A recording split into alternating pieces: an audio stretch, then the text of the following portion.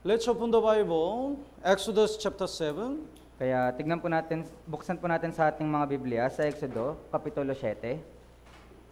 Exodus chapter 7, verse 14. Kaya dito po sa Exodo, Kapitulo 7, versikulo 14. Basahin po natin ng sabay-sabay, 3, 2, 1. Sinabi ng Panginoon kay Moises, ang puso ni Paraon ay nagmamatigas, ayaw niyang paalisin ang bayan. And chapter 10, verses 27 to 29. Ganoon din po sa Kapitulo 10, versikulo 27 hanggang 29.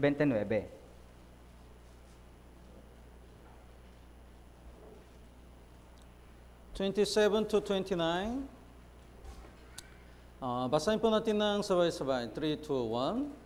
Subalit, pinatigas ng Panginoon ang puso ng Paraon at hindi niya pinayagan umalis sila. Sinabi ng Paraon sa kanya, umalis ka sa harap ko, tiyakin mong huwag nang makitang muli ang aking mukha, sapagkat sa araw na iyong makita ang aking mukha, ay mamamatay ka. Sinabi ni Moises, gaya ng sinabi mo, hindi ko na muling makikita ang iyong mukha.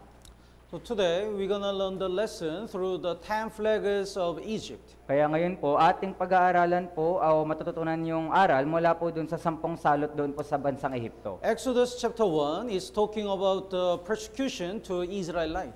Kaya ito pong sa Exodus Kapitulo 1, ito pumapatungkol po ito sa pang-uusig doon sa mga Israelita. So in chapter 2, that's why God prepared Moses. Kaya nga doon po sa Kapitulo 2, hinahanda po ng Diyos si Moises. In chapter 3, God called Moses, At doon po sa Kapitulo 3, tinawag ng Diyos si Moises, but he rejected pero siya po'y tumanggi. because he relied on himself. Dahil siya po'y nagtitiwala sa kanyang sarili. So in chapter 4, God promised so many things and gave him the courage. So he was sent to Egypt. At doon po sa Kapitulo 4, siya po ay hinikayat ng Diyos at pinalakas ang kanyang loob at siya po ay pinadala doon sa bansang Ehipto. And in chapter 5, when he went to the Egypt, the situation, even though he obeyed God, the situation was getting worse and worse. At nung kanya pong pagdating doon sa bansang Ehipto, kahit na sumunod siya sa Diyos, yung sitwasyon doon sa Ehipto ay talagang nagiging mas malala. So the Pharaoh commanded Israelites to work harder.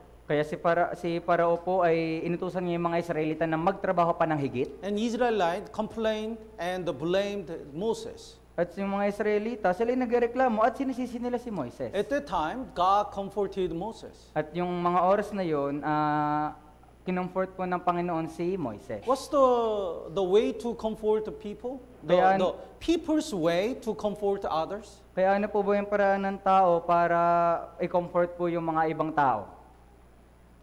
When we have a fellowship, especially sisters, when the brothers and sisters share the difficulties, other sister says, "Oh."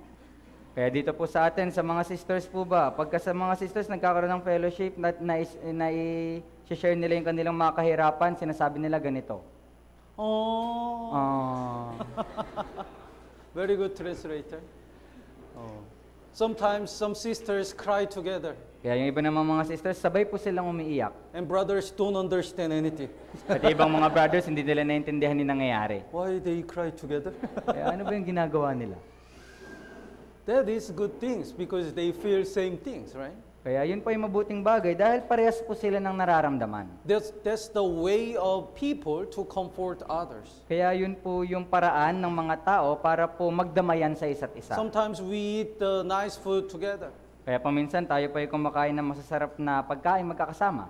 But God's way to comfort others, the God's way to comfort people is different. Pero po yung paraan ng Diyos para damayan yung mga tao ay magkaiba po. God remind His promise. Kaya ipinapaalala ng Diyos yung kanyang pangako. So He said, I already promised to let Israelite get out of Egypt. Kaya sinabi niya na ipinangako niya na hayaang ang Israelita ay makalaya sa bansang Ehipto. And also God remind who He is. At ganun din ipinapaalala ng Diyos kung sino siya. He said, I am who I am. Kaya sinabi niya, ako ay ako. I'm the Creator and Almighty God. Ako ang tagapaglikha at dakilang Diyos. So I can bring Israelite from the Egypt even though there are a lot of difficulties and even though the situation is getting worse. Kaya kayang-kaya ko na alisin itong mga Israelita sa bansang Ehipto kahit na yung sitwasyon ay palala ng palala at napakahirap. So when you look at the book of Job,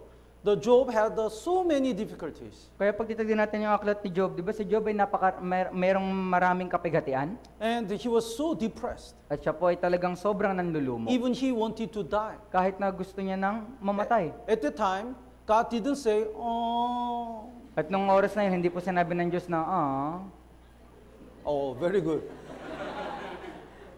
Oh, that's good. When we read the Job chapter 38, God keeps saying, I'm Almighty God. Kaya kapag po ating babasahin ito pong Job, Kapitulo 38, palaging sinasabi ng Diyos na ako ay makapangyarihang Diyos. He keep asking Job, do you know this? And can you do this?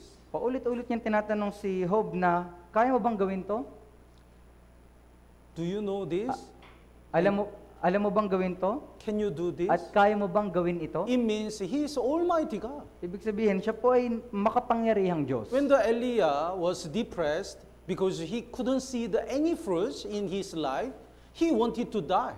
Kaya nung si Eliseo ay talagang sobrang nanlumo at hindi niya po malaman kung ano yung kalooban ng Diyos, kaya gusto niya nang mamatay. He said, Lord, it's enough.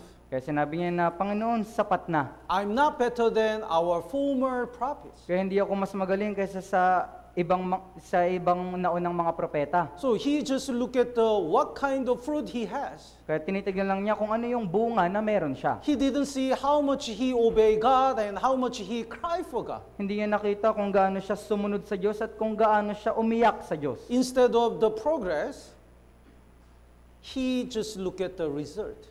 Sa halip na yung progress, tinitignan lang niya kung ano yung resulta. That's why he was disappointed. Kaya nga siya ay sobrang nanlulumo. That's why he thought it is useless. Kasi iniisip niya na lahat ng yun ay walang kabuluhan. And also he compared himself with other prophets. At ganun din, kinukumpara niya yung sarili niya sa ibang mga propeta. When the other prophets share the word of God, many people repent, but I'm not. Nung yung mga ibang propeta, nagbahagi sila ng salita ng Diyos, maraming tao yung mga nagsisisi, pero siya, wala. Sometimes personally, we compare ourselves with other brethren. Kaya paminsan po, yung ating sarili, kinukumpara po natin ito sa ibang mga kapatiran. That sister becomes a leader. O yung sister na to, naging leader siya. That brother becomes a evangelist. At yung brother na to, naging evangelist. What am I? Kaya paano naman ako? I think I'm useless. Sa tingin ko, wala na akong silbi. Because I'm useless in the church, I don't want to attend the church. Dahil wala na akong silbi sa church, hindi na lang ako mag-a-attend sa church. It means he compares himself with other people. Kaya ibig sabihin, kinukumpara po niya yung kanyang sarili sa ibang mga tao. He don't check himself before God. Hindi niya sinusuri yung kanyang sarili sa harapan ng Diyos. No matter how God uses other people, God is using me. Ano man yung paraan na ginagamit ng Diyos ng ibang mga tao, ganun din, ginagamit din ako ng Diyos. And no matter how many fruits I have, God look at our work and how much we pray and sacrifice. At gaano man kadami yung ating mga bunga, yung Diyos palagi yung tinitignan yung ating mga gawa at yung ating mga sakripisyo. So, when the Elijah was depressed, God reminded His promise. Kaya nung si Eliseo po na siya ay nanlulumo, ipinaalala ng Diyos sa kanya yung kanyang pangako. I still remain the 7,000 people who didn't kneel down the Baal. Kaya iningatan ko pa rin yung 7,000 mga tao na hindi yumukod. So when our situation is getting worse, God remind His promise. Kaya kapag ating sitwasyon ay lumalala, ipinapaalala ng Diyos yung kanyang pangako sa atin. God reminds who He is. Kaya ipinapaalala niya sa atin kung sino siya. So when we hold His promise and when we remember what our God is, we can recover. Kaya kung ating lang panghahawakan yung kanyang pangako at palaging maaalala kung sino yung ating Diyos, tayo ay makakapanumbalik. Instead of being disappointed, we stand up again and start to live for God again. Kaya sa halip na tayo ay nanlulumo ng sobra, tayo ay tatayong muli at mabubuhay ulit para sa Diyos. That is real strength and courage. Kaya ito yung tunay na kalakasan at kalakasan para po sa atin. Please bookmark here and let's look at the 1 Thessalonians. Kaya lagyan po natin ng tanda dito at tignan natin sa unang taga-Tesalonica.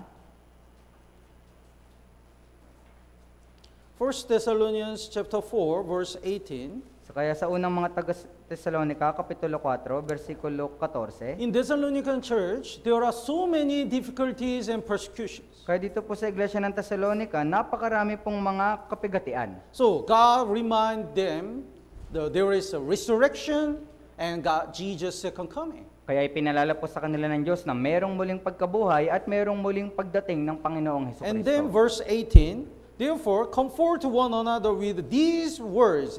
These words indicates the promise of resurrection and Jesus' second coming. Kaya dito po sa versikulo 18, kaya't mag-aliwan kayo sa isa't isa ng mga salitang ito, at yung salitang ito po yung pangako ng Diyos. So even though the other people say, it's all right, it's okay, everything will be good, it doesn't comfort us. Kaya kahit yung sinasabi po ng ibang tao na okay lang yan, lahat ay magiging maayos din, pero hindi po tayo nako-comfort mula po sa mga bagay na ito. But when we remember God's promise, Jesus will come again and He will help us, that promise really give us the strength. Pero kung maalala po natin na ang Panginoong Jesucristo ay mayroong pangako sa atin at muli siyang darating ng ikalawang pagkakataon, tayo talaga ay higit na nako-comfort sa salita po na ito. So God reminded His promise to Moses. Kaya ganoon din yung Diyos ay pinaalala niya yung kanyang pangako kay Moises. Moses, I already promised the Exodus. I'll bring the Israel people out of Egypt. Kaya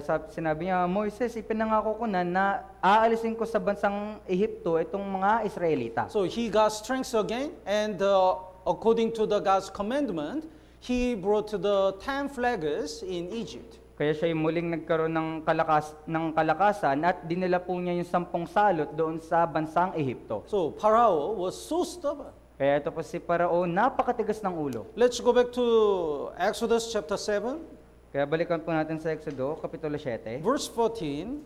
The Lord said to Moses, Pharaoh's heart is hard. He refuses to let the people go.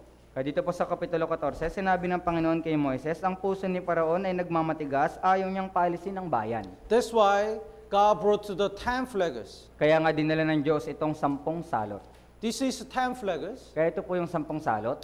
Here is a very clear purpose why God brought to the 10 plagues to Egypt. Kaya meron pong napakalinaw na layunin kung bakit dinala ng Diyos itong 10 salot. Because in Egypt, they worshipped so many idols and gods. Kasi dahil po doon sa bansang Ehipto, na sila po yung sumasamba sa napakaraming mga Diyos-Diyosan. So, whenever God bring each plague, God crushed their fake God. Kaya sa tuwing nagdadala ng salot yung Diyos doon sa bansang Ehipto, sinisira ng Diyos yung mga Diyos-Diyosan nila. By crushing their fake God, God showed who is real God. Kaya sa pamagitan ng pagsira, pagwasak doon sa kanilang mga pekeng Diyos, ipinapakilala ng Diyos kung sino yung tunay na Diyos. So let's look at the Exodus chapter 7, verse 20. Kaya tingnan natin sa Exodus Kapitulo 7, versikulo 20. 20 and 21. Basahin po natin ng sabay-sabay. 3, 2, 1. Naging asawa, Chapter 7, verse 20 and 21. 3, 2, 1. Gayon ang ginawa ni na Moises at Aaron, gaya ng iniutos ng Panginoon, kanyang itinaas ang tungkod at inihampas ang tubig na nasa ilog sa paningin ni Paraon at ng kanyang mga lingkod, at ang lahat ng tubig na nasa ilog ay naging dugo. Ang mga isda sa ilog ay namatay at ang ilog ay bumato. Ang mga Ehipsyo ay hindi makainom ng tubig sa ilog at nagkaroon ng dugo sa buong lupain ng Ehipto. God transformed the Nile River to the blood. Kaya yung ilog po ay ginawa pong dugo ng Diyos. Nile River. Ito pong Nile River. Because the biggest river in Egypt is the Nile River. Dahil po yung napakalaking river doon po sa Ehipto ay ito pong Nile River. Oh. So, through the Nile River, the Nile River supplied all the water all around Egypt. Kaya ito pong Nile River, ito po yung nagsusupply ng lahat po ng mga kailangan nila doon sa bansang Ehipto. Through that water, the plants can grow up and the animals can live. Kaya sa pamagitan po ng mga tubig na yun, marami pong lumalago na mga halaman. That's why Egyptians thought the Nile River is the essence, the origin of the life. Kaya nga iniisip po ng mga Ehipto na yung itong Nile River, ito yung source ng kanila pong buhay. So they make the one god. His name is Kunum. Kaya nga Kunum. sila po ay gumawa ng isang Diyos na ang pangalan ay Kunum. He's a god of the Nile River. Kaya siya po ay Diyos ng Nile River. Then, when God made the Nile River the blood, they thought their God is dead. Kaya nung ginawa pong dugo ng Diyos itong Nile River, inisip nila na yung kanilang Diyos ay patay na. Naintindihan po? So it means God, true God, cursed their fake God. Kaya nga ito pong tunay na Diyos ay isinumpa yung kanilang peking Diyos. Through this, God showed, your God is a fake. Your God is wrong. Kaya dahil sa ipinakita po ng Diyos na ito, sinasabi ng Diyos na yung inyong Diyos ay peke. And the second flag is a frog. At yung pangalawa pong salot ay yung mga palaka. They worship the frog as a god, like the goddess of the abundance. Kaya iniisip po nila at itong palaka ay kanila pong Diyos, iniisip nila na ito pong palaka ay isang Diyos ng pagpapala. Abundance. Many fruits, many babies. Marami pong mga bunga. So when they deliver a baby, they make the accessory of the frog. Kaya kapag sa tuwing sila po ay nanganganak, gumagawa po sila ng mga accessories na kagaya po ng palaka. So this god, the head is a frog. Kaya itong Diyos-Diyosan na ito, yung kanya pong ulo ay ulo ng palaka. But when they worship the god of frog, if the frogs come out, so many frogs come out from the bowl, from the bag, from the bed, then they really disgusting about the frog. Kaya kahit na sinasamba po nila itong Diyos-Diyosan na palaka, kapag pumarami na lumalabas na mga palaka sa mga bowl o sa iba't ibang mga lugar, sila po ay nandidiri na. And the next flag is God, when the Moses hit the ground, dust, all the dust becomes lice. Kaya po yung pangatlong salot naman po na idinala ng Diyos doon sa bansang Ehipto, ito pag si Moses sa tuwing kanya pong itutuktok yung tungkod sa lupa ay nagkakaroon po ng maraming mga peste. That's the curse. This God is the God of the earth. Geb. Kaya ito naman pong Diyos, itong Diyos-Diyosan na ito, siya naman daw ay Diyos ng lupa. They believe He make the people with the dust. Kaya ginawa daw niya yung tao sa pamamagitan ng alabok. But when the dust all becomes all the lies, they really thought their God is dead. Pero nung yung alabok ay naging lies, inisip na nila na yung kanilang Diyos ay patay na. And there are many flies. The first flags was God brought to the many flies. At ito pong pangatlong salot ay nagdala po yung Diyos ng napakaraming mga putakte. Because the Egyptian worshipped even the insects, birds, as a god. Kasi dun po sa Ehipto, sinasamba din nila yung mga insekto kagaya po ng mga ibon bilang Diyos-Diyosan. Especially beetle. Lalong-lalo na po yung beetle. So this god's head is a beetle. Kaya itong Diyos-Diyosan na ito, yung ulo po niya ay kagaya po ng ulo ng beetle. You know why? Alam niyo po ba kung bakit?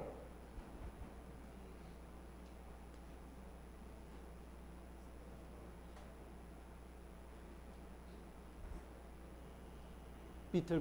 Kaya ito po ay salagubang. When the beetle move, it make some mark. Kaya kapag yung salagubang, siya pa ay gumagalaw, nag-iiwan po siya ng mga bakas. And they believe it looks like their language. At naniniwala po sila na ito ay kanilang lengguwahe. Ito ay kagaya ng letra. That's why they believe the beetle is the bird which knows God's language. Kaya nga naniniwala sila na ito pong salagubang ay yung Diyos na nakakaalam po ng lengguwahe ng Diyos. So they try to interpret that mark. Kaya sinusubukan po nilang isalin yung mga bakas po na ito. So in order to prove that they are fake and they are not God, God cursed their gods. Kaya para patunayan ng Diyos na itong mga Diyos-Diyosan na ito ay peke, isinumpa ng Diyos ito pong mga Diyos-Diyosan na ito. So look at the flies which you worship. Kaya tignan nyo yung tignan niyo yung mga balang na inyong sinasamba. Can you endure your God? Kaya kaya niyo bang tiisin yung inyong Diyos? So when the flies, so many flies comes, they really hate it. Kaya napakarami ng mga balang yung lumilipad, ayaw na nila ito. And in Egypt, they worship the cow or ox as a god. Kaya ganun din po sa bansang Ehipto, sinasamba din po nila ito pong mga toro bilang Diyos. That's why God killed the livestock. Kaya nga pinatay ng Diyos ito pong napakaraming mga toro. When the livestock died, they believed their God is useless. Kaya nung namatay po itong mga toro o mga baka, iniisip po nila na yung Diyos nila ay wala ng silbi. And the sixth flagus is boils. At yung pang-anim po na salot ay ito pong boils. Boils. Let's look at the Exodus. Exodus chapter 9, verse 10. Kaya tignan po natin sa Exodus, Kapitulo 9. Would you read? Would you read? Exodus. Chapter 9, verse 10. Kapitulo 9, versikulo 10. Babasahin ko po. Kaya't sila'y kumuha ng abo sa hurno at tumayo sa harap ni Faraon. Isinaboy ito ni Moises sa himpapawid at naging pigsang sumusugat sa tao at sa hayop. What do you call? Pigsa. Pigsa? Pigsa. That's the sixth flagus. Kaya ito pong pigsa, ito po yung pang-anim na salot. So at that time, they worship this god, High, Thoth, and Imhotep. They are the gods of healing. Kaya nung mga oras po na ito, yung mga tao, sinasamba po nila itong si Haik, si Thoth, si Imhotep, at iniisip nila na sila po ay Diyos ng pagpapagaling. But when God caused so many boils, they thought their God of healing is useless. Pero nung nagpadala po ng Diyos ng salot na pigsa, inisip po nila na yung Diyos nila na ito ay patay na. And also they have many gods about weather. At ganoon din po na meron din po silang Diyos patungkol po sa Diyos ng panahon. That's why God brought to the hail. Kaya ngayon Diyos ay nagpadala po siya ng isang bagyo. Bagyo. So let's look at the verse 13. Kaya tignan po natin sa versikulo 13. The 19. Chapter 9, verse 19. Kaya sa Kapitulo 9, versikulo 19. Would you read? Ngayon magsugo ka, ipasilong mo ang iyong mga hayop at lahat ng iyong pag-aari sa parang, bawat tao at hayop na maabutan sa parang at hindi masisilong, ay babagsakan ng yelong ulan at mamamatay. What's the hail? Yelong ulan. Yelong kulang? Ulan. Yelong ulan. Yelong ulan. So the ice rain. Kaya ito po'y Rain. ito po'y yelong ulan. Yes. I experienced this size yellow ulan in America. Kaya naranasan ko po yung ganito kalaking yelong ulan doon po sa bansang Amerika. So it dropped like a raining. Kaya sila po ay pumapatak ng kagaya ng ulan. So if I didn't hide under the house, maybe I was dead. Kaya kung hindi po ako magtatago sa ilalim ng bahay, marahil siguro ay patay na ako. Because it seems like somebody threw so many stones from heaven. Kasi kagaya po ito ng parang mayroong isang tao na nagbabato ng napakaraming mga bato. That's why so many cars were damaged. Kaya nga napakarami pa mga sasakyan yung mga nasisira. And many people died. At maraming tao yung mga namamatay noong panahon na iyon. So, because of the flags of hail, God showed their God of weather is a fake. Kaya dahil sa salot na yelong ulan na ito, ipinakita ng Diyos na yung kanilang Diyos-Diyosan ng panahon ay peke. And the eighth flags is God brought to so many locusts and let them eat all the food, all the grains and the plants. At ito pong pangwalong salot, ito naman po yung mga balang. Nagpadala ng Diyos ng napakaraming balang na kinakain yung kanilang mga pananim. This idol's name is Geb and Seth. They are the god of harvest and farming. At yung pangalan po ng Diyos-Diyosa na ito ay si Gab at si Seth, at sila daw po ay Diyos ng Diyos ng farming na at ng ito pong sa Hobbies. pagsasaka. So, through these flags, God showed they are fake God. Kaya sa pamamagitan po ng mga salot na ito, ipinakita ng Diyos na sila po ay mga peking Diyos. And the highest God in Egypt is the God of sun, Ra. At yung pinakamataas na Diyos dun po sa bansang Ehipto ay itong Diyos ng araw, itong pong Sira. That's why the next flag is the darkness. Kaya nga yung kasunod na salot ay kadiliman. There is no light. All area was dark. Kaya walang anumang liwanag, lahat po ng mga lugar ay kadiliman. That's the judgment to their fake God, Ra. Kaya ito yung paghuhukom ng Diyos sa kanilang peking mga Diyos. And the last judgment, the last flag the 10th flag is, as we know, the firstborn babies, whether it's human or livestock, dies. Kaya ito at yung pang 10 salot naman ay ito pong mga unang naipanganak na sanggol, sino man sa kanila ay mamamatay. Because at that time, the Pharaoh, the king of Egypt, was considered like a son of God. Dahil po ng panahon na yon na yung anak ng Parao, iniisip po nila na sila po ay anak ng Diyos. They believe the Pharaoh is the God who came to this world, who is incarnated. Kaya iniisip po nila na yung Parao ay isang Diyos na pumunta po dito sa mundo na at muling nabuhay.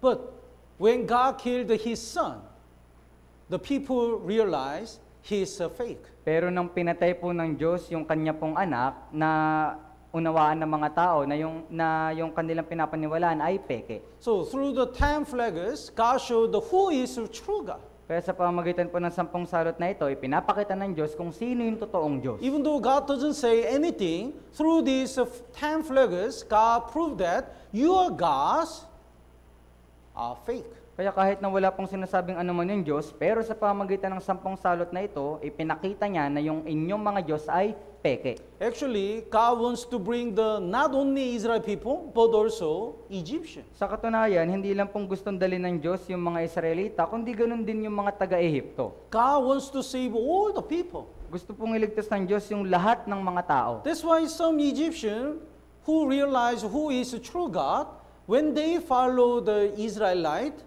in the Exodus, God allowed. Kaya nga po nung naunawaan ng ilang mga taga-Ehipto yung tunay na Diyos, sila po ay nakasunod sa mga Israelita at ipinahintulot po ito ng Diyos sa kanila. God showed these 10 flags because God wants the whole Egyptian, even Egyptian, to repent and believe in God. Ipinakita po ng Diyos ito pong 10 salot dahil kahit po yung mga Ehipsyo ay gusto rin pong maligtas ng Diyos. But they were still holding their fake God. Pero gayon pa man, pilit nilang pinangahawakan yung kanilang pekeng mga Diyos. That's why the Pharaoh, his heart was getting stubborn and stubborn. Kaya nga po yung puso ni Parao ay patigas ng patigas. I'm still thinking our God is the true and our God is the better than your God. Iniisip ko na yung Diyos ko ay ito yung totoong Diyos at yung Diyos nyo ay ito yung Diyos namin ay mas malakas kaya sa Diyos nyo. So in order to destroy their fake God or their idols, God brought to the 10 flags. So kaya nga para nga wasakin ng Diyos ito po kanilang mga pekeng Diyos, ipinadala ng Diyos itong mga 10 salot. So do you remember all the order of 10 flags? Kaya naalala niyo po ba yung pagkasunod-sunod ng 10 mga salot? The many brethren don't look at my eyes. Kaya marami po mga kapatiran hindi po tumitingin sa akin. So if we study the Bible, at least we know these kind of things as a basic. Kaya kung ating pong pag-aaralan yung Biblia, malalaman po natin ito pong mga bagay na ito na basic lamang. The order of the Bible. Kaya sa pamamagitan po nung pagkasunod-sunod ng Biblia. And order of the 10 flags. Kaya yung pagkasunod-sunod ng 10 salot. These kind of things. Kaya yung ganito pong klaseng mga bagay. So what's the first one? Kaya ano po yung una? Blood. Kaya yung dugo. Second, frog. Palaka. And third, rice. So I make this sentence. Kaya ginawa ko po ito pong sentence na ito. I think I ask the AI, the ChatGPT. I asked the ChatGPT and many brethren, but I was not satisfied. Kaya ako po nagtanong sa ChatGPT, sa AI at sa mga brothers and sisters, pero hindi po ako nasatisfy sa mga ito. So until yesterday, I tried to make the sentence. Kaya hanggang sa kahapon, ako po ay sumusubok na gumawa ng ganitong sentence. If you have a better sentence, please let me know. Kaya kung meron- But this is the best I can do. Kaya kung meron kayong mas magandang nagawa kaysa sa akin, pero ito na po yung the best na nagawa ko. The frog has a blood? Kaya yung palaka ba ay meron pong dugo? Oh, thank you. So when the blood of frogs drop, Kaya kapag po yung dugo ng palaka ay nawala, the lice flies kaya ito pong mga lice ay lumilipad. and goes to the livestock. At pupunta sila sa mga baka. That livestock has a boils. At yung mga baka ay meron po silang pigsa. And suddenly, hail hit the locust. At bigla, yung yelong ulan ay Locust. at yung bigla yung yelong ulan ay tumama sa mga balang. Oh. That locust was in the darkness. At biglang nagkaroon ng kadiliman. So his firstborn died.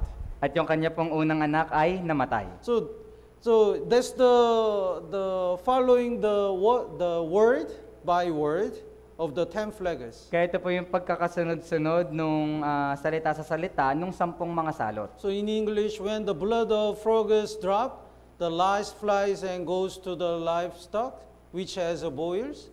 Hail hit the locust in darkness, and firstborn dies. Kaya ito po yung sa English. But if you can memorize, it's okay. Pero kung ngayon po ito makakabisado, ayos po ito. But if it's difficult, even through that way, please remember. Pero kung mahirap po, pero kahit sa ganitong paraan, pakiusap, tandaan nyo po. Because I already have the Korean version. Dahil ako po ay meron na po akong Korean version. 피게 이파 악도 구매 장사. Very easy. Kaya madali lang po. P means the blood. Kayo- K means the frog. Something like that. Kaya ang ibig sabihin po ng mga ito ay yung dugo at palaka at kagaya po ng mga ganito. Well, anyway, God brought the 10 plagues to destroy their faith.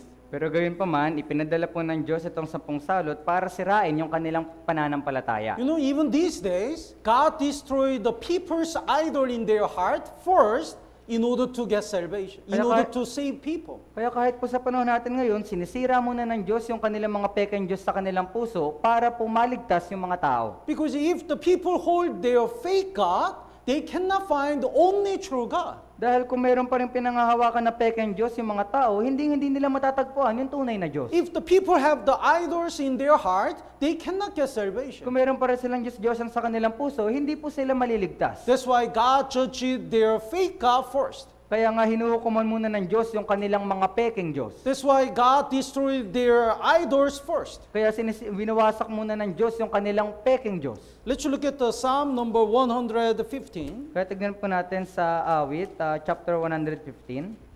115, verse 4. Sa mga awit, chapter 115, verse 4. Their idols are silver and gold, the work of man's hands. Ang kanilang mga Diyos-Diyosan ay pilak at ginto, gawa ng mga kamay ng mga tao. So, their idols is what man made. Kaya yung kanila po mga Diyos-Diyosan ay kung ano yung ginawa ng mga tao. Their idols is not creator who made the people. Kaya yung kanilang Diyos-Diyosan ay hindi tagapaglikha na lumikha ng mga tao. People make that idol. Kaya yung mga tao, ginawa nila itong Diyos-Diyosan na ito. So, what we make Kaya, cannot be our God. kaya kung ano po yung ating ginawa, hindi maaaring maging Diyos natin. One who makes us is our God. Kaya kung sino yung lumikha sa atin, ay yun yung Diyos natin. That's why verse 5, 6, 7 says, even though they have a mouth, they cannot speak. Kaya nga sinasabi po dun sa versikulo 5 hanggang 7, kahit na meron silang bibig, hindi sila makapagsalita. Even though they have eyes, they cannot see. Kahit na meron silang mata, hindi sila makakita. Even though they have ears, they cannot listen. Kahit na meron silang tenga, hindi sila makapakinig. Even though they have hands, they cannot touch. Kahit na meron silang mga kamay, hindi nila kayang humawak. it means they are fake, they are nothing. Kaya ibig sabihin sila po yung mga peke, sila ay walang kabuluhan. But if the people still believe that idol, they are afraid to leave their idols. Pero kung yung mga tao na ito ay naniniwala pa rin sa Diyos-Diyosan na ito, sila ay natatakot na iwanan yung Diyos-Diyosan na ito. Because if they believe, if they remove that idol, they will be cursed. Dahil naniniwala po sila na kung kanilang aalisin itong mga Diyos-Diyosan na ito, sila ay susumpain. That's why God showed them their God is a fake. Kaya nga ipinakita ng Diyos sa kanila na yung kanilang mga Diyos ay peke. I saw the documentary. Kaya nakakita po ako ng isang dokumentaryo. In China, there are so many idols. Kaya din po sa bansang China, napakarami pong mga Diyos-Diyosan. Then the one man, whenever he opened the shop, he worshipped his idol in the shop. Kaya yung isa pong tao, kapag po kanyang binubuksan yung kanyang tindahan, kanya pong sinasamba yung kanyang Diyos-Diyosan doon sa loob ng tindahan. And he said, through this idol, I can be rich. At sinasabi niya na sa pamamagitan ng Diyos-Diyosan na ito, ay yayaman ako. But one day, suddenly he bring that idol to the front yard, to the road. Pero isang araw po, ito pong Diyos-Diyosan niya, dinala po niya sa kalsada. And he start to hit that idol. At sinimulan po niya itong hampasin. So the interviewer asked why are you hitting your God? Kaya yung tagapag-ulat ng balita ay tinanong niya, bakit mo hinahampas yung Diyos? Then he said, this God works well in the beginning. Kaya sinabi niya na itong Diyos na ito sa una lang magaling. So I can make a lot of money. Kaya ako ay kumikita ng napakaraming mga pera. But these days the business is going down. Pero ngayon yung aking negosyo ay bumabagsak na. He doesn't work. Kaya hindi na siya nagtatrabaho. That's why I'm hitting. So kaya nga hinahampas ko siya. What kind of God he believes? Kaya anong klaseng Diyos po ito? That is really fake. Kaya ito po ay totoong peke na Diyos. Not only these kind of idols, many people have the different kind of idols in their heart. Kaya hindi lamang po yung kagaya ng ganitong mga Diyos-Diyosan, kundi yung mga tao, meron po tayong iba't ibang mga Diyos-Diyosan sa kanilang puso. Biggest idol is money. Kaya yung pinakamalaking Diyos-Diyosan ay itong pera. They want the more money. That's why they cannot grab the chance to get salvation and the chance to find the only true God. At gustong-gusto nila magkaroon ng higit pang kumita, kaya nga hindi nila makita-kita yung tunay na Diyos. Let's look at the Matthew chapter 6. Kaya tignan po natin sa Mateo kapitulo 6. Matthew chapter 6 verse 24. Mateo kapitulo 6 bersikulo 24. No one can serve two masters. Kaya walang makapaglilingkod sa dalawang Panginoon. And the last part, you cannot serve God and mammon. At dito po sa huling parte, hindi kayo makapaglilingkod sa Diyos at sa kayamanan. People wants to get more money. That's why they cannot serve the Lord. Kaya yung mga tao gustong nilang kumita ng higit pang kayamanan, kaya nga hindi nila magawang maglingkod sa Diyos. When we invite people for our Bible seminar, some people say, I'm busy to work. Kaya kapag tayo sa tuwing nag-iimbita ng mga ligaw na kaluluwa sa ating Bible seminar, palagi sinasabi sa atin ng mga tao, ako ay abala sa aking trabaho. I'm busy for my business. Kaya abala ako sa aking negosyo. I have a sari-sari store. I cannot close. Meron akong sari-sari store, hindi ko to kayang iwan. Because of the money and their business, they lost all the chances to get salvation. Kaya nga dahil sa pera, dahil sa negosyo, kanila pong isinasawalang bahala o hindi sila nagkakaroon ng pagkakataon na maligtas. In order to save them, if God wants to save them, maybe God will destroy their business. Kaya kung gusto silang iligtas ng Diyos, marahil pwedeng sirain ng Diyos yung kanilang negosyo. Because when they lose their God, their idol, they wants to find the true God. Dahil kung mawawala sa kanila yung kanilang mga Diyos-Diyosan, nanaisin nilang hanapin yung tunay na Diyos. So, the first step to bring out the Israelite out of Egypt is to destroy their gods. Kaya yung unang hakbang para alisin yung mga Israelita sa bansang Ehipto ay wasakin yung kanilang Diyos-Diyosan. The first step to save the losers is God destroyed their idols. At yung unang hakbang para iligtas yung mga ligaw na kaluluwa, winawasak ng Diyos yung kanilang mga Diyos-Diyosan. Let's go back to Exodus chapter 7. Kaya balikan po natin sa Exodus, Kapitulo 7. Amazing thing is, the Egyptian, magicians in Egypt, could perform some miracles. Kaya ang nakakamanghang bagay po dito, yung mga salamangkero, kaya po nilang gumawa ng mga milagro. So when Moses threw his rod, that rod becomes a serpent. Kaya nung inihagis ni Moises yung kanyang tungkod, yung tungkod na iyon ay naging ahas. And their magicians, the magicians of Egypt, they also did it. At yung mga salamangkero dun sa bansang Ehipto, ginawa din po nila ito. And they also performed the miracles. Let's look at the chapter 7, verse 20,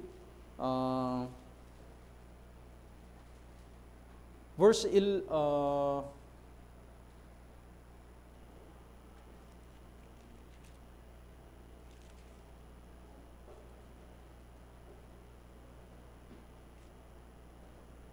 22, chapter 7, verse 22. When Moses hit the river with the rod, that river becomes a blood. At ganoon din po, yung mga salamangkero gumagawa ng milagro. At dito po sa Kapitulo 7, versikulo 22, nang inihagis ni Moises ito pong tungkod, yung ilog ay naging dugo. Naintindihan pa? But that time, the magician of Egypt also did the similar performance. Pero nung mga panahon po na ito, yung mga salamangkero dun sa bansang Ehipto, ginaya din nila yung parehas na ginawa ni Moises. Verse 22, would you read? Kaya dito po sa versikulo 22, subalit ang mga salamangkero sa Ehipto ay gumawa ng gayon din sa pamagitan ng kanilang mga lihim na kaalaman, ang puso ni Parao ay nagmatigas at ayaw niyang pakinggan sila gaya ng sinabi ng Panginoon. So they also have the power to perform some miracles. Kaya sila din po ay merong kapangyarihan na gumawa ng mga ilang milagro. And the second plagues, when God brought to the many frogs, the magicians of Egypt also did it. At yung pangalawang salot naman, yung nagdala ng maraming mga palaka, yung Diyos, ginaya din po ito ng mga salamangkero. Chapter 8, verse 7. Kapitulo 8, versikulo 7. Would you read? Ngunit ang mga salamangkero ay gumawa ng gayon din sa pamagitan ng kanilang mga lihim na karudungan at nagpaambon ng mga palaka sa lupain ng Ehipto. So we can see even the Satan has a power. Kaya makikita po natin dito na kahit si Satanas, meron ding kapangyarihan. But he's not powerful than our Lord.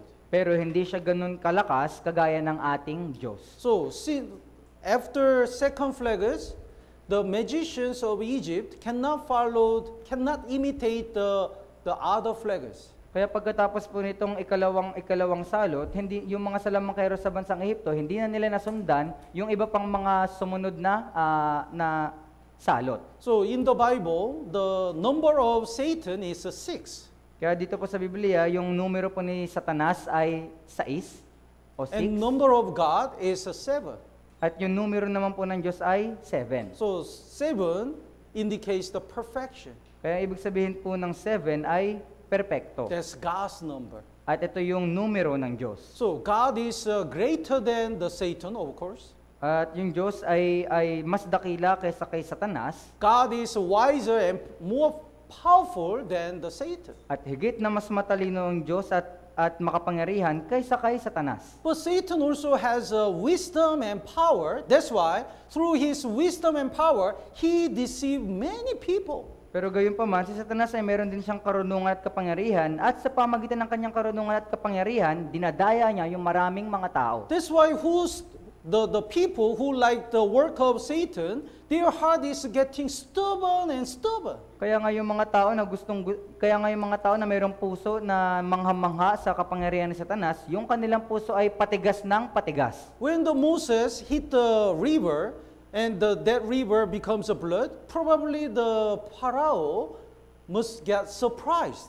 Nang si Moises ay ginawa niyang dugo yung ilog sa pamagitan ng kanyang tungkod, dapat yung parao ay nagulat. But when his magicians did it, the similar performance, he thought, oh, our magicians also can do that. Pero yung kanyang mga salamangkero, nakita niya na nagawa din ng mga salamangkero yung nagawa ni Moises, inisip niya na, kaya din gawin yan ng mga salamangkero namin. Your God and my God is the same. Kaya yung Diyos mo at yung Diyos namin, parehas lang naman. And when he looked at the frogs, which is done by his magicians, his heart is getting stubborn.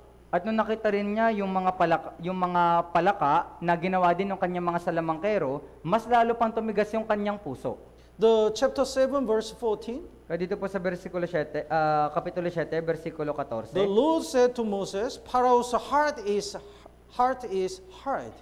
Sinabi ng Panginoon kay Moises, ang puso ni Paraon ay nagmamatigas. That's why he refused to let the people go.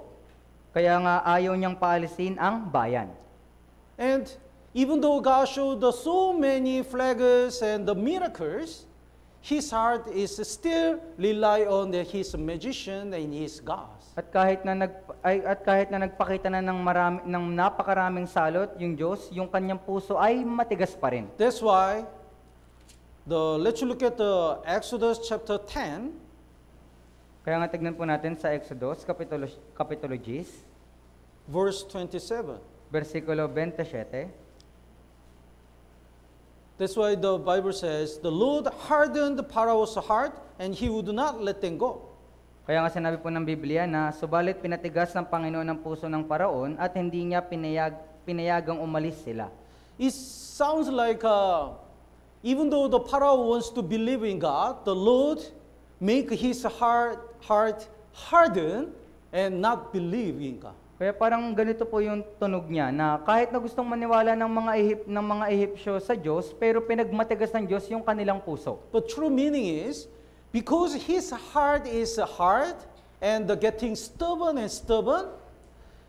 the Lord hardened Pharaoh's heart, meaning is, he just let his heart stubborn like that. Pero yung totoong kahulugan po nito, dahil nga patigas yung puso ng Parao, hinayaan na lang ng Diyos na maging ganong katigas yung puso ng Parao. Probably God said, okay, I let you harden your heart. Kaya marahil sinabi po ng Diyos na, okay, sige, hahayaan ko na ganyan katigas yung puso mo. Because you don't change your heart, you don't repent. Dahil hindi ka naman nagsisisi, hindi mo naman binabago ang iyong puso. At that time, the magicians of Egypt, Jannes and Jambres, they influence a lot to the Pharaoh. Kaya nga noong mga panahon pa na to, yung kanilang salamangkero sa Ehipto, ito pong si Jannes at Jambres, na kahikayat sila ng napakaraming mga tao. Because they perform the similar miracles. Dahil po sila ay nakakagawa ng parehong mga milagro. Even these days, there are many fake false prophets. Kaya kahit po sa panahon natin ngayon, napakarami yung mga bulaang propeta. Because of these kind of false prophets, many people's heart is getting stubborn. Kaya dahil po sa mga bulaang propeta na ito, yung puso ng mga tao ay patigas ng patigas. I think I already listened this kind of message. Sa tingin ko, napakinggan ko na yung ganitong klaseng mensahe. But he doesn't know the true salvation. Pero hindi naman niya alam yung tunay na kaligtasan. But he listened the similar message. Pero nakikinig siya ng mga parehong mensahe. That's why his heart is getting stubborn. Kaya nga yung kanyang puso ay patigas ng patigas. We have to know, even in the so-called church, there are many Satans. Kaya nga kailangan po nating malaman na kahit po sa mga sinasabing sila ay iglesia, ay nandun po yung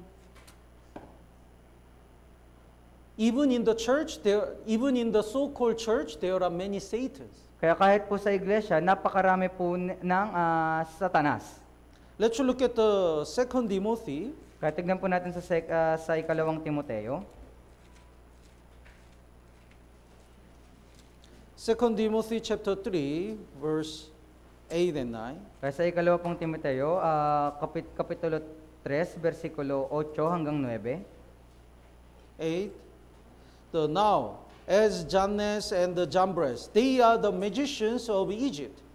Kaya kung paanong sina Jannes at Jambres, sila po ay mga salamangkero ng Ehipto. They resisted Moses. Kaya sila ay sumalungat kay Moises. Actually, they were against God and truth. Kaya sila po ay sumalungat, ibig sabihin sila po ay salungat sa Diyos at sa katotohanan. Probably they talked to the Pharaoh, even though we failed from the third plagues, we can do. So you don't need to believe that God. Kaya marahil sinabi po nila sa Paro na, kahit na nabigo kami dun sa pangatlo at sa mga sumunod pang mga salot, pero kaya naman namin itong gawin, kaya hindi mo na kailangan maniwala sa Diyos nila. Like these people, even these days, many pastors, so-called pastors and priests said, if you attend this church, you can also get salvation and go to heaven. Kaya kahit po sa panahon natin ngayon, yung mga tinatawag na pastor kuno, sinasabi nila na kapag pumunta ka sa church namin, maliligtas ka at mapupunta sa langit. But they don't have a true gospel.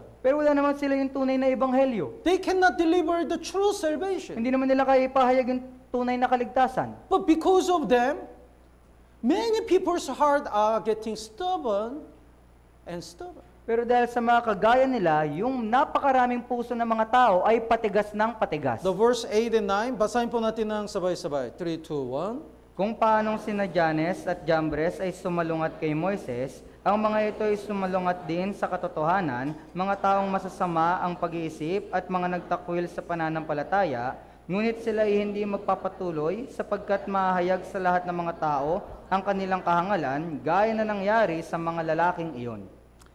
In order to bring the more people to the hell, the Satan work in the world. Kaya para po madala yung napakaraming tao sa impyerno, si Satanas ay kumikilos dito po sa mundo. Also, Satan is working even in the church. At ganoon din, kahit si Satanas ay kumikilos din kahit sa loob ng iglesia. Because he looks holy. Kaya dahil ito yung mukhang banal. That's why people never imagine there is a Satan in the church or Roman Catholic Church. Kaya ngayon mga tao, hindi nila maisip-isip na mayroong Satanas sa Roman Catholic Church o sa anumang mga peking iglesia. But high-ranking Satan is in the church, worked in the church. Pero yung napakataas na ranggo ni Satanas ay nagtatrabaho sa loob ng iglesia. We have to remember the Lucifer, the Satan, was an angel before. Kaya kailangan po nating maalala na si Satanas o si Lucifer ay dating anghel. That's why it was not strange, it was not difficult to act like an angel. Kaya nga hindi po sa kanya mahirap na magpanggap na kumilos bilang anghel. Let's look at the 2 Corinthians. Kaya tignan po natin sa 2 Korinto. 2 Corinthians chapter 11, verse 13. 2 Korinto, kapitulo 11, versikulo 13.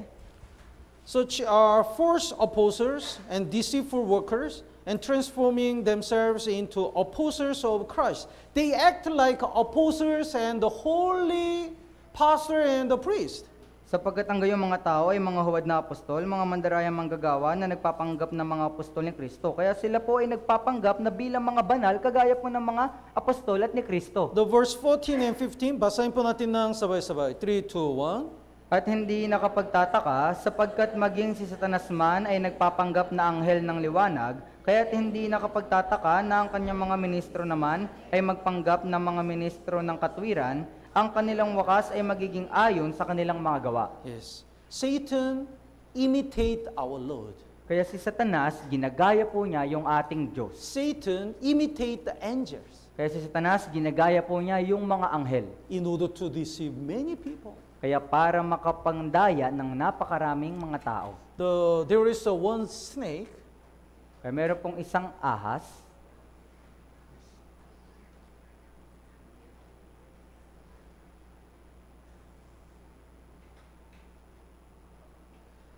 But he hide his head, Pero itinatago po niya yung kanyang ulo.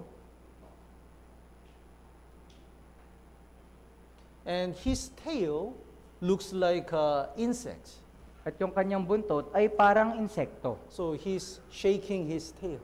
At kanya pong inaalog yung kanyang buntot. Then at the time, the bird tried to eat that insect. At ng oras na ito, merong isang ibon na sinubukang kainin yung insekto na ito. That time, the snake catch the bird. At ng mga oras na yun, ito pong ahas, hinuli niya yung ibon na ito. The Satan imitate the angel or holy God. Kaya si Satanas, ginagaya po niya yung mga anghel, maski yung banal na Diyos. He's shaking the tail.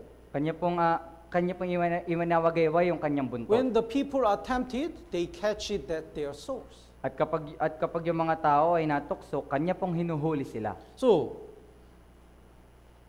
I believe the number of Satans are more, the number of Satans in the so-called church are more than the number of Satan in the world. Kaya nga naniniwala po ako na yung bilang ni Satanas sa iglesia ay mas marami kaysa sa bilang ni Satanas dito po sa sanlibutan. That some kind of churches or Roman Catholic churches are house of Satans. Dahil yung mga ganong klase ng iglesia, yung Roman Catholic Church, sila po ay bahay ni Satanas. Oh, Pastor, I don't think so. Pastor, sa tingin ko hindi naman. Because they look good.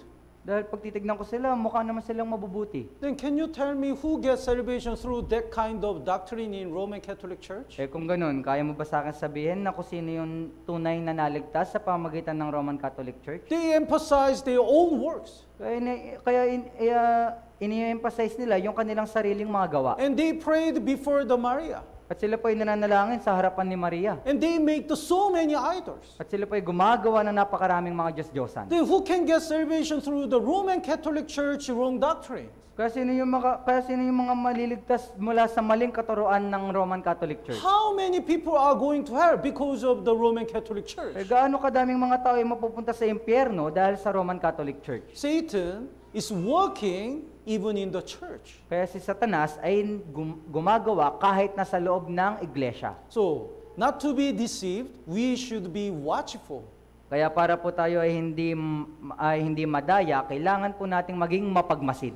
Today's the schedule, the reading the Bible schedule is Mark chapter 13.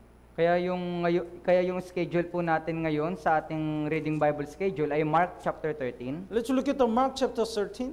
Kaya tingnan po natin sa Marcos kapitulo 13. The verse 33.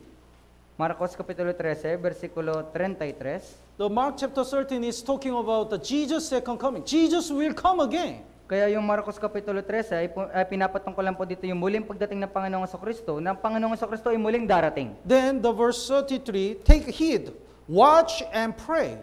Kaya sinabi, kayo'y mag-ingat, kayo'y magbantay. And the verse 35, watch. Kaya sa bersikulo 35, kaya't maging handa kayo.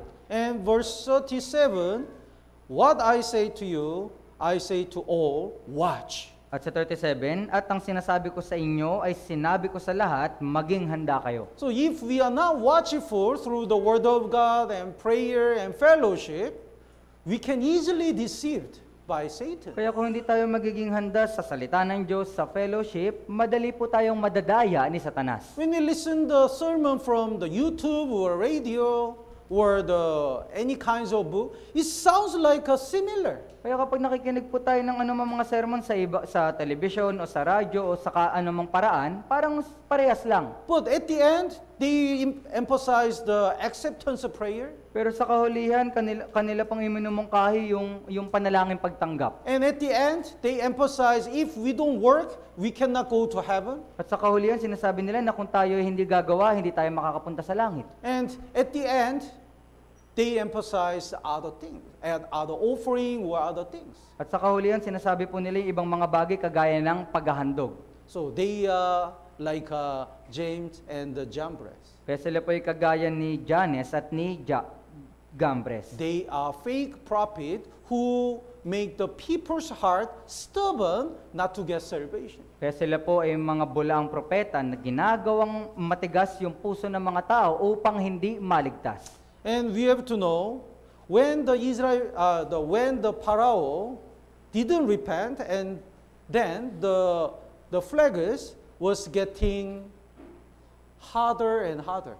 more serious. At kailangan din po nating malaman na habang hindi nagsisisi yung parao, yung salot ay palala din ng palala. That's why the last flag is killing the firstborn babies. Kaya nga yung huling salot, yung pang-10 salot ay pagpatay sa mga panganay na anak. That's why even the Pharaoh's son died. Kaya nga kahit yung anak ng parao ay namatay. We have to know, if we reject the chance to get salvation, the chance to repent, God's discipline, God's judgment is getting more serious. Kaya kailangan po nating malaman kung ating patuloy na tatanggihan yung kaligtasan, patuloy natin tatanggihan yung pagsisisi, yung paghukom ng Diyos ay palala din ng palala. Look at the Israel history.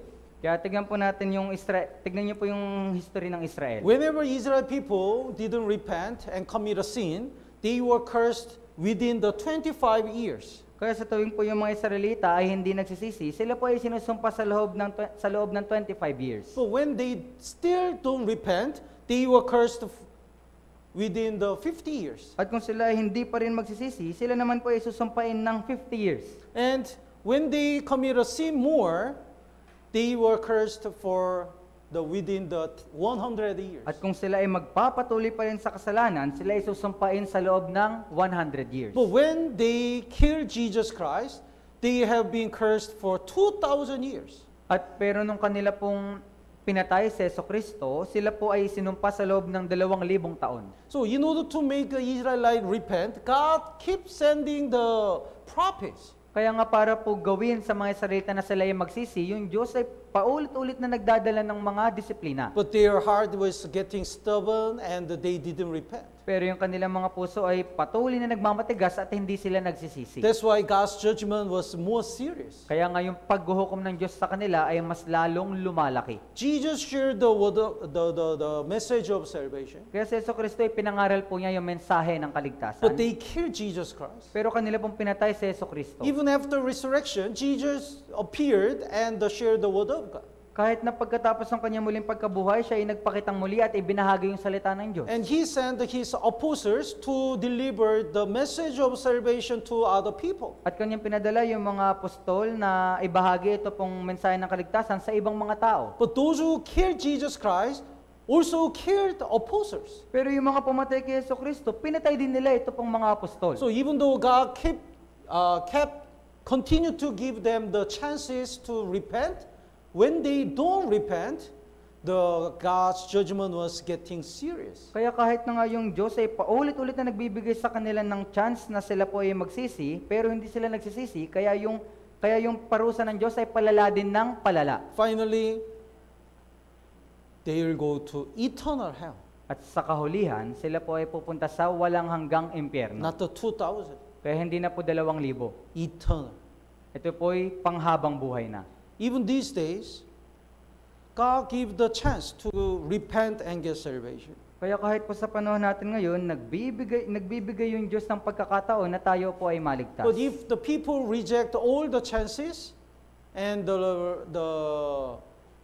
don't get salvation, then they will be judged more seriously in the 7 years tribulation. Pero kung yung mga tao patuloy nila isasawalang bahala yung pagkakataon na binibigay sa kanila ng Diyos, yung paghuhukom ng Diyos sa kanila ay magiging mas terrible sa 7 taon ng kapighatian. Let's look at the Revelation chapter 16. Kaya tignan po natin sa Apokalipsis, Kapitulo 16. So the 10 plagues is the shadow of the God's judgment during the 7 years tribulation.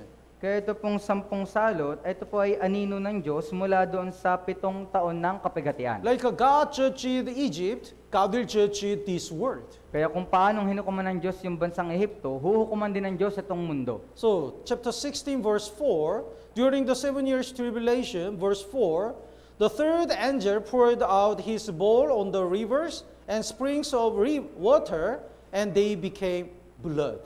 Kaya dito po sa versikulo 4, habang nangyayari yung 7 taon ng kapighatian, ibinuhos ng ikatlo ang kanyang mangkok sa mga ilog at sa mga bukal ng tubig at naging dugo ang mga ito. The Bible says rivers and springs of water. So all the water become not only the Nile River, But there's all the water in the world becomes blood during the 7 years tribulation. Kaya sinabi po ng Diyos, ang mga ilog at ang mga bukal ng tubig ay naging dugo. Ibig sabihin, hindi lamang po yung Nile River, kundi lahat ng tubig sa buong sanlibutan ay naging dugo. And chapter 16 verse 10, At ganoon din po sa versikulo 10, would you read? ibinuhos naman ng ikalima ang kanyang mangkok sa trono ng halimaw at nagdilim ang kanyang kaharian, kinagat ng mga tao ang kanilang mga dila dahil sa hirap. So the world becomes dark. Kaya yung sanlibutan ay naging madilim. And the Bible already prophesies there will be the really heavy hailstorm. At ipinropesiya na rin ng Diyos na magkakaroon ng matinding yelong ulan. And verse 2, chapter 16 verse 2, Ganoon din sa versikulo 2 ng kapitulo 16. would you read?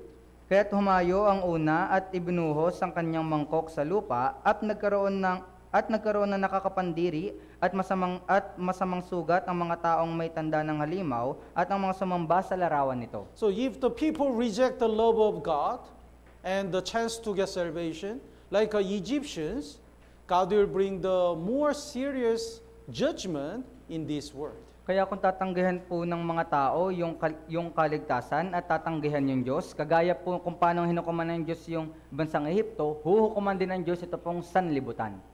Even for saved people, when we commit a sin, there is God's discipline. We don't go to hell, but there is a discipline. Kaya kahit po sa mga ligtas na tao, kapag tayo ay nagkakasala, merong pagdidisiplina ng Diyos. Hindi po tayo mapupunta sa impyerno, pero may pagdidisiplina. I really believe the discipline is the sign of love. Kaya ako talagang lubos na naniniwala na yung pagdidisiplina ay senyales ng pag-ibig. When we commit a sin, there is a discipline. It means God doesn't forsake us. Kaya kapag tayo ay nakagawa ng kasalanan, mayroong disiplina, ibig sabihin, hindi pa tayo tinatakwil ng Diyos. But if we don't repent, that discipline is getting harder. Pero kung hindi po tayo magsisisi, yung disiplina na ito ay lalala ng lalala. So what's the discipline?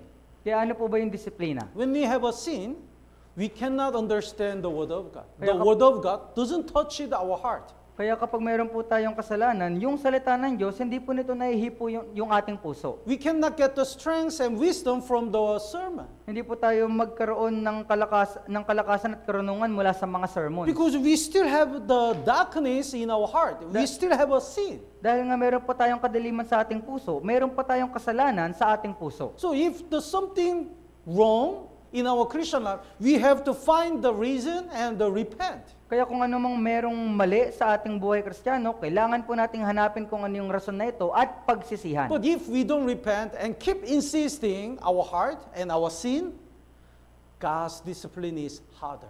Pero kung hindi po tayo magsisisi at patuloy natin na ipipilit yung ating puso, yung ating kasalanan, yung disiplina ng Diyos ay magiging patindi ng patindi. Sometimes we lose something precious in our life. Kaya paminsan nawawala po sa atin yung napakahalagang bagay sa ating buhay. We lose our job, money, even our family. Nawawala po sa atin yung ating trabaho, mga pera, o kahit na yung ating pamilya. Then, as soon as possible, we have to repent and do our best to return to God. Kaya sa ganitong mga pangyayari, kailangan po natin gawin yung ating makakaya na magsisi at bumalik sa Diyos. But if we don't, and keep insisting our sin and our stubbornness, God's discipline is getting harder and harder. Pero kung hindi po tayo babalik sa Diyos at patuloy na pagmamatigasin ng ating puso, yung disiplina ng Diyos ay patindi ng patindi. Then what's if we study the Bible,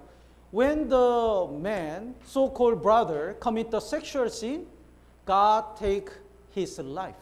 Kaya nga kung yung isang tinatawag na brother ay nakagawa ng sexual na kasalanan, kinukuha ng Diyos yung kanyang buhay. So,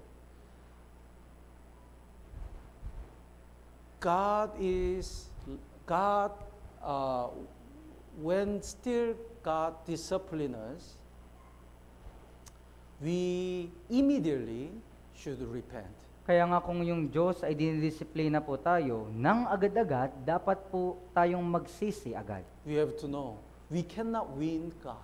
Kaya kailangan po nating malaman na hindi po tayo mananalo sa Diyos. Sometimes the babies try to win the parents, right? Kaya paminsan po, di ba, yung mga bata, sinusubukan nilang manalo sa kanilang mga magulang. I want this watch. Ay, gusto ko yung, Let's just say, I want this toy. ay, gusto ko tong laruan na ito. Then the father said, no, not this time. At sasabihin po ng tatay na, ay, hindi pa ngayon. Then some child lie down Pero kayo may ibang mga bata ay bigla na lang silang hihiga. and cry and cry. At sila iiyak ng iiyak. I want Ay, this. gusto ko tong bagay na ito. I don't want to go home. Ayoko pang umuwi. Then sometimes the father give up. Okay, I'll buy it. At kaya paminsan, yung tatay ay sumusuko na lang at sinasabi na, okay, sige, Then bibili he na learned, kita. if I cry and shout, my father buy whatever I want. At sa ganung paraan, yung bata, natututo siya at naisip niya na, kapag ka ako umiyak ng ganito, bibilin ng tatay ko yung gusto ko. So whenever he wants something, he cry and lie down and Kaya sa tuwing meron siyang bagay na gusto, palagi siyang humihiga at umiiyak. then he's getting more stubborn, right? At sila ay mas lalo pang nagiging makulit. But God is God. Pero yung Diyos ay Diyos. If we are stubborn, we will lose more and more. Kaya kung tayo ay patuloy na magmamatigas, mas marami ang mawawala sa atin. God will strictly say, until you repent, I'll not help you. Kaya mahigpit na sinasabi ng Diyos na malibang magsisi ka, hindi kita tutulungan. I'll not stop my discipline until you repent. Hindi ko ititigil yung aking disiplina hanggang sa magsisi ka. Until you return to me, I'll not recover your Christian life. Hanggang sa bumalik ka sa akin, hindi ko panunumbalikin yung buhay kristyano mo. That's the wisdom to obey God and repent as soon as possible. Kaya nga ito po ay karunungan na magsisi at bumalik sa Diyos. I'm so afraid God's discipline Kaya ako po ay takot na takot sa disiplina ng Diyos. because I saw so many cases. Dahil nakakita na po ako ng napakaraming mga bagay. One sister got married with an unsaved person. Kaya mayroong isang sister na nagpakasal sa hindi ligtas na tao. Then there are big discipline in her family. Kaya nga sila ay nagkaroon ng napakaterible na disiplina sa kanilang pamilya. This sister already knew, Pastor, this is God's discipline.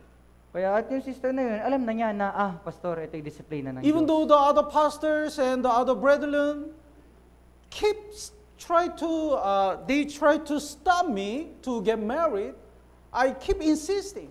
Kahit na po yung pastor at yung ibang mga brothers and sisters ay sinusubukan akong pigilan na magpakasal, pero pinipilit ko pa rin ito. I believe until she repent, God never stop His discipline. Kaya naniniwala ako na hanggang sa magsisi siya, hindi ititigil ng Diyos yung kanyang disiplina sa kanya. So when we face on the God's discipline, immediately, as soon as possible, we have to repent. That's the best way not to make the God's discipline more serious. Kaya nga kapag nakakaranas tayo ng disiplina ng Diyos, nang agad-agad, kailangan na po natin magsisi upang yung disiplina ng Diyos ay hindi na mas maging terrible pa.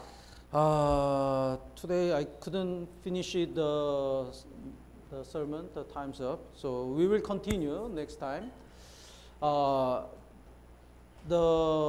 Today we study about the lesson from the 10 plagues. Kaya dahil po sa oras, hindi ko po nagawang tapusin yung sermon dahil sa oras, pero ngayon natutunan po natin yung patungkol sa 10 salot. In order to save the lost souls, God destroyed their idols. Kaya para po maligtas yung mga ligaw na kaluluwa, winawasak ng Diyos yung kanilang mga Diyos-Diyosan. And if they don't repent, God's judgment is getting harder. At kung sila ay hindi magsisi, yung paghukom ng Diyos ay magiging mas terrible. Even in our Christian life, if we don't repent, God's discipline is getting harder. Kaya ganoon din po sa ating buhay kristyano, kung hindi po tayo magsisisi, yung pagdidisiplina ng Diyos ay mas magiging terrible. That's why it's wisdom, when we commit a sin, we immediately need to repent. Kaya ngayong karunungan po dito, na kapag tayo nakagawa ng kasalanan, nang agad-agad, kailangan nating magsisi. Tama po ba? Let's pray together. Kaya tayo pong lahat ay manalangin.